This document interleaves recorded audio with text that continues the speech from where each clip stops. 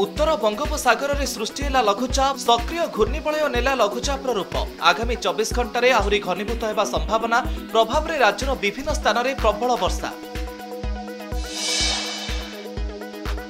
विभिन्न स्थान में वर्षा जारी कांगुरकुंडा पोल उपरे 5 फुट्र पानी कोरापुट लक्ष्मीपुर में पुणी पहाड़ू धसिला माटी रास्ता अवरोध सेपटे कृत्रिम बन्या उबुटुबु बालेश्वर सहर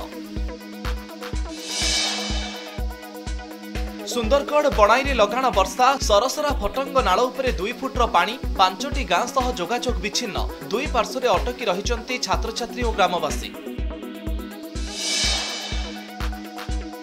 शिक्षकता अग्नि परीक्षा टीईटी परीक्षा बाध्यतामूलक बोली कहले सुप्रीमकोर्ट राज्य गणशिक्षा मंत्री नित्यानंद गंड कहले तर्जमा करिबो विभाग शिक्षकों स्वार्थ देखि नियाजिबो निष्पत्ति।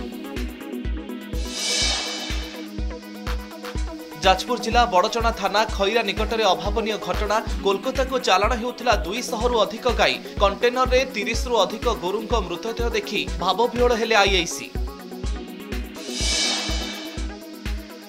पुणी पुरी रे दुर्बृत्तों आतंकराज युवकों को मरणांतक आक्रमण करी दुर्बृत्त फेरार पूर्व शत्रुता को केन्द्र करी आक्रमण होइथिबा अनुमान।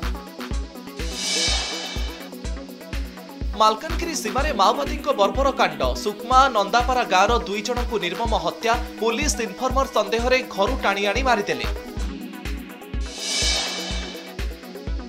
संबलपुर बुर्ला भिसुड़ छात्र संदेहजनक मृत्यु पीसी ब्रिज तलू मिला मृतदेह मृत छात्र जाजपुर अंजनेय दास मेकानिकल इंजीनियरिंग शेष वर्षर थिले छात्र।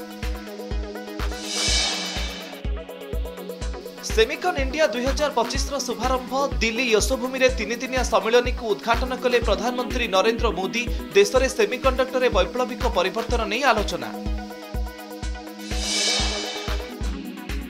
एवं आज कलाहांडी गड़जात अंचल में नुआखाई मां माणिकेश्वरी प्रथा अनुसार 5टी ब्लॉक रे पालित होउछि पर्व मां को पीठरे प्रथमे नवान्न लागि हेबा परे समस्ते नुआ खाइबार रहिछि परंपरा।